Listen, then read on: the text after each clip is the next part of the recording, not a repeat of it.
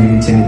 అంటే పాస్టర్ గారి దగ్గర మీకు ఇస్తున్నాను, నాకు మరలా ఉన్నప్పుడు ఖచ్చితంగా మీరు ఇవ్వాలి. నిజంగా అది ఇవ్వకపోతే ఈరోజు కొంత ₹1,00,000 దానం అనేది శాంక్షన్ కాకుండా ఈరోజు మనకి దేవుని స్తోత్రం కలుగుతున్నాం.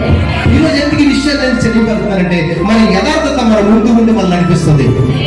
యథార్థంగా మనం జీవిస్తే ఎవరికి ఏ అన్యాయం చేయకుండా బైబిల్ గ్రంథంలో ఒక ఆయన మీకు జ్ఞాపకం చేస్తూ ఉన్నారు. యోబు గ్రంథము మొదటి వాక్యం చదివితే the book of Job chapter 1:1.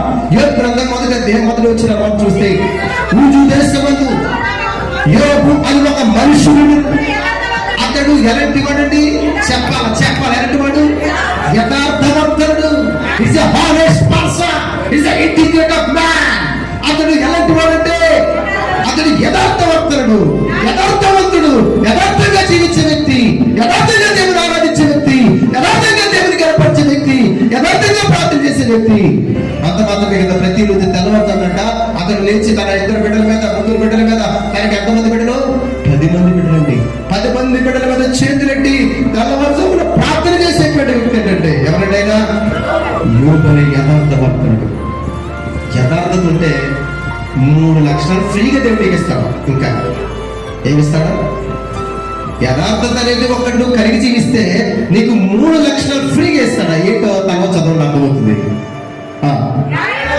న్యాయవంతుడు, దేవునికి భయభక్తులు వస్తాయి, చెడుతనాన్ని నువ్వు విసర్జిస్తావు. ఈ 3 దేవుడికి ఫ్రీగా ఇస్తాడు. ఏముంటేది?